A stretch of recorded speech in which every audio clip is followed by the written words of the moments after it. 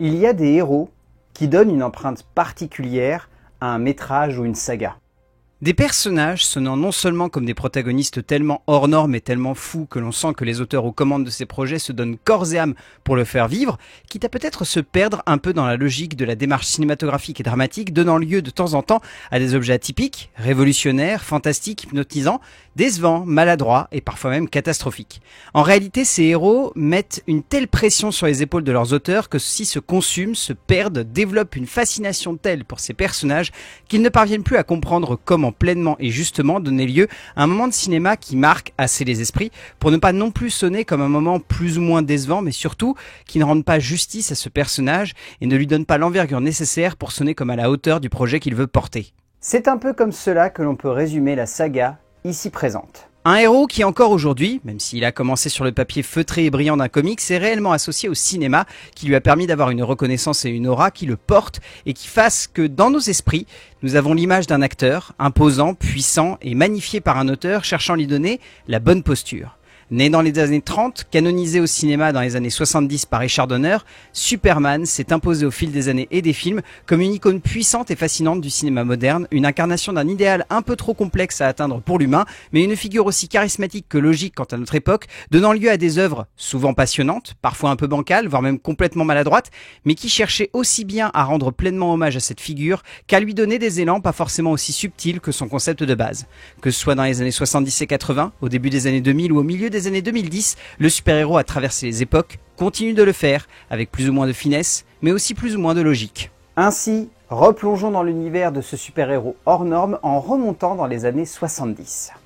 Ainsi, en 1979, la Warner, qui avait déjà porté à l'écran avec plus ou moins de justesse le personnage de Bob Kane, décide de s'attaquer à celui de Jerry Siegel et Joe Shuster, en proposant au metteur en scène Richard Donner de donner naissance, sur grand écran en tout cas, à un héros qui devait marquer les esprits, qui semblait aussi fascinant à adapter que complexe à mettre en forme sur une toile, mais que le metteur en scène a porté avec le charisme et la justesse qu'on lui connaît. Superman est un très grand film, une œuvre puissante portée par toute une maîtrise et une logique créative assez fascinante de cette époque, qui encore aujourd'hui procure de réels frissons, donnant lieu à un moment de cinéma assez grandiose sur de nombreux aspects, qui semble parfois lent et assez poétique aussi dans sa logique créative, me rappelant par beaucoup de points le Star Trek, le film de Robert Wise, mais offrant par là même un moment qui rend pleinement justice à ce fantastique personnage pour un film légendaire où la musique de John Williams, combinée au légendaire générique de Richard Greenberg, en passant par les effets spéciaux saisissants de Colin Chilvers, ainsi que la prestation tout simplement parfaite de l'iconique Christopher Reeves, tout est là pour construire une œuvre qui se devait de marquer les esprits et de rester dans le temps, cela est sûr. Un film tout simplement génial qui ouvrait avec un brio indéniable cette saga. Et rapidement, soit à peine un an plus tard, les producteurs décident de relancer la machine en offrant une deuxième aventure au personnage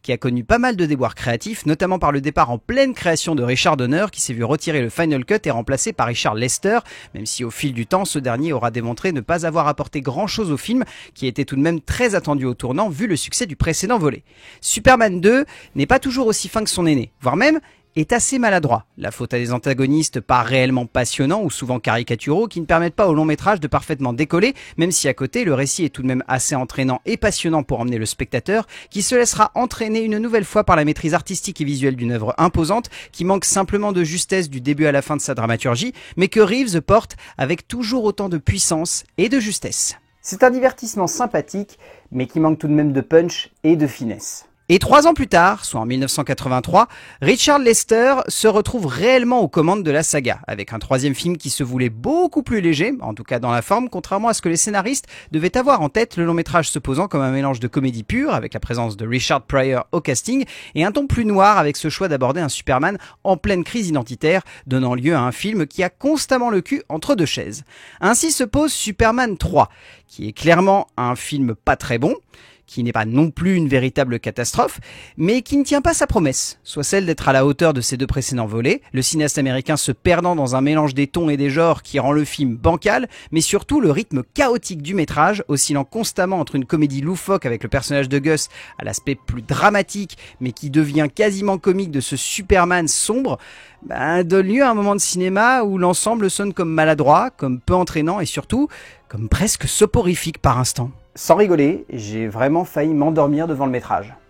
Et alors là, 4 ans plus tard, en 1987, je ne sais pas ce qu'il s'est passé. Mais à ce stade, cela relève quasiment du génie, puisqu'un quatrième volet, un peu inespéré, voire quasiment abandonné par une majorité des créatifs de la saga, tant on le pensait un peu perdu, voit le jour, orchestré par Sidney J. Furie, qui sera largement considéré par les fans ou non de la saga comme le volet non seulement le plus foiré, mais surtout celui qui enterrera le personnage au cinéma pour quasiment 19 ans. Pire que Batman quand même. Superman 4 The Quest for Peace est un film drôle, mais pas forcément volontairement. Et cela se ressent dès le message qui veut être véhiculé par le long métrage, allant un peu à l'encontre même du questionnement du héros à l'époque dans les comics, et qui travaillera ensuite pas mal d'auteurs autour de celui-ci, mais on sent que Fury veut en faire des caisses, veut construire un super-héros à l'ancienne, mais que cela ne marche pas. Avec la présence en plus d'un antagoniste plus proche de l'homme Puma que d'un méchant de Superman, offrant de véritables et beaux instants de maladresse créative et artistique, sans compter qu'en plus de cela, on sent clairement que Christopher Reeves n'apprécie plus autant de jouer le héros,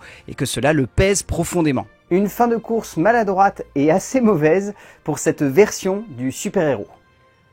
Alors là, on a l'exemple typique de la saga qui commence extrêmement bien et qui rapidement ne parvient plus du tout à se cerner. La faute certainement à un mélange de déboires artistiques, d'incompréhension de conception et surtout d'une envie de vouloir faire beaucoup de choses sans forcément se poser les bonnes questions. Donner comprend le héros, mais veut en faire une expérience trop personnelle, ce qui donne lieu à un premier film génial et tout simplement hallucinant de maîtrise, mais qui dès le deuxième volet, qu'il co-réalise avec Lester, ne parvient pas à donner les résultats attendus, faisant que Lester prend la suite du projet et enchaîne avec un troisième volet où il ne cerne pas du tout comment donner de la suite au personnage, livrant ainsi une comédie bancale et mal amenée, que Fury complétera avec un quatrième film complètement incompréhensible et régressif, sonnant plus comme un véritable nanar que comme un bel hommage au personnage. Au fond, on voit comment cela résume bien le système hollywoodien de cette époque, avec un auteur que l'on prive de son bébé en amenant un yes man qui finit le travail sans lui donner de plus de profondeur, pour finir avec un cinéaste paumé face à un objet qui le dépasse. Une forme radicale dans ce que le monde du blockbuster peut avoir de plus triste malheureusement. Ainsi, Donner fait du premier métrage un pur bijou créatif, qui sonne comme dans son jus lorsque l'on prend notre œil d'aujourd'hui, mais qui marche extrêmement bien parce que le cinéaste comprend son héros et lui donne une forme et un fond à la hauteur. Donner, avec l'arrivée de Lester ensuite, livre un moment de cinéma plus bancal avec ce deuxième métrage. Un objet aussi simple que par moments divertissant et prenant, qui manque de perspective, mais qui fonctionne tout de même assez bien entre les mains du cinéaste. Lester se perd par contre avec le troisième volet, voulant offrir un divertissement comique, mais s'accrochant tout de même à une vision classique et assez sombre du héros, que le metteur en scène ne parvient jamais à pleinement dominer, et cela se ressent. Et puis Fury ne sait rien faire de cette quatrième aventure, en forme de longue et terrifiante plongée dans les abysses les plus inintéressantes et les moins bien construites de la saga, offrant un moment de cinéma maladroit et assez nul, même si cela reste drôle, plongeant ainsi le personnage dans une tourmente qu'il mettra du temps à faire disparaître. Et c'est dans cette optique que 19 ans après, le héros renaît. Et réellement, on peut appeler cela une renaissance, car il semble évident dans la logique avec laquelle les auteurs à l'origine du projet ont pensé cette aventure, que cela se devait d'être construit comme un hommage à Reeves et sa version du personnage de Shuster et Siegel, le temps d'un moment de cinéma que Bryan Singer a pensé comme un film classique, mais rudement et joliment amené par une équipe comprenant le héros et voulant lui donner une figure fraîche mais également respectueuse. Superman Returns n'est pas forcément un grand film, mais réussit à redonner un peu de lumière à un personnage qui avait perdu sa superbe dans les années 80, le temps d'un instant de cinéma qui marche parce que les auteurs aux commandes comprennent le héros, veulent lui donner une belle envergure cinématographique et surtout veulent amener une continuité et une forme de logique quant à ce qui devait être développé avant, ne sonnant pas forcément dans l'ère du temps créatif américain post-11 septembre, mais donnant tout de même lieu à un moment de cinéma exécuté avec beaucoup de finesse et de créativité que Singer construit comme une œuvre hollywoodienne à l'ancienne, sans grande surprise, mais portée avec un cachet évident. C'est un film à l'ancienne qui, il faut l'avouer, marche assez bien. Et alors là, 7 ans plus tard, c'est une véritable reconception du personnage qui s'offre à nous, portée par deux auteurs très en vogue à cette période, développée à l'écriture par un amateur connu et reconnu de comics et encadré par une équipe comprenant l'objectif moderne et assez nouveau du héros de Shuster et Siegel, le temps d'un moment de cinéma qui, entre les mains de Nolan, Snyder et Goyer, devait marquer les esprits. Man of Steel reprend la base de l'histoire, construit le héros comme un homme venu de loin et donne lieu à une œuvre impressionnante, mais également assez bancale sur la logique qui habite le personnage. Et en cela, même si je sais que le film est très apprécié, je le trouve particulièrement faible sur de nombreux points, la dramaturgie regroupant en un seul métrage le premier et le deuxième film de la franchise, le temps d'un moment que Snyder filme avec son style et avec une débauche de moyens qui ne suffisent pas à donner assez d'envergure émotionnelle au récit, et au fond, même si l'action et une partie de la dramaturgie marchent, le tout sonne comme une espèce d'énorme défouloir visuel sans grand impact dramatique et émotionnel, et c'est cela qui manque cruellement à ce métrage. C'est un film puissant, mais paradoxalement très pauvre et faible également. Clairement, les années 2000 peuvent être vues comme deux opposés dans la logique créative autour du super-héros venu de Krypton, dans le sens où l'un avait clairement pour objectif de rendre hommage, quand l'autre voulait inclure son long-métrage dans une nouvelle idée du super-héros moderne, créant ainsi deux films très différents, mais tous les deux très déséquilibrés. Là où Singer rend un bel hommage à Donner et Lester, il se perd aussi un peu dans son côté trop classique, dans la logique un peu trop convenue et facile de son projet, mais en amenant quelque chose d'intéressant et d'assez passionnant. Quant à Snyder,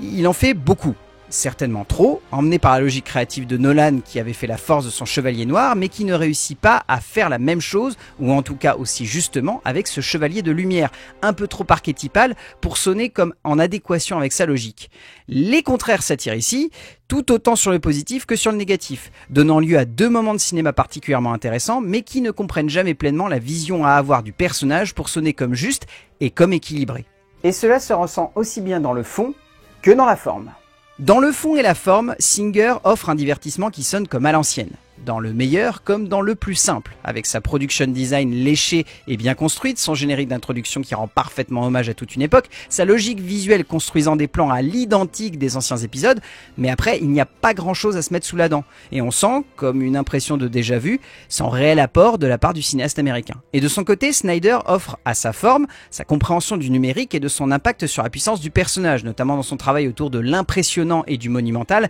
avec ses choix très forts au niveau de la destruction et de la violence des actes de Superman. Mais derrière, l'aspect dramatique et intense, qui avait fait l'impact de Nolan sur Batman, ne font pas assez d'effet sur le héros de Shuster et Siegel, donnant lieu à quelques séquences justes et fortes, comme l'introduction, mais trop de maladresse quand le héros arrive sur Terre, montrant déjà les limites d'une conception qui bloquera l'avancée du personnage. Et c'est ainsi que 12 ans après Snyder, Gunn reprend les commandes du super-héros. Longtemps fantasmé avec un Man of Steel 2, repoussé et cantonné à des apparitions dans des films à part, plaçant d'autres héros, voici une nouvelle vision du personnage de Joe Shuster et Jerry Siegel, entre les mains du nouveau directeur de la branche DC de chez Warner, James Gunn, qui nous avait déjà offert sa vision de la Suicide Squad et qui semble clairement vouloir offrir un coup de jeune mais également de surprise aux personnages mythiques des comics et du cinéma. Superman version 2025 semble vouloir être un projet étonnant. Une œuvre qui ne se pose pas comme une suite, pas comme un reboot, pas comme une nouvelle construction du héros, mais simplement comme un train en marche, abordant de nouvelles thématiques autour du personnage,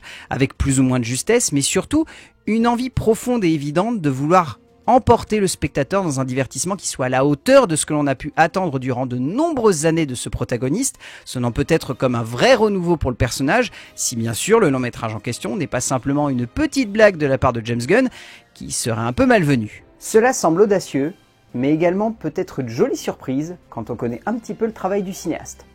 À voir.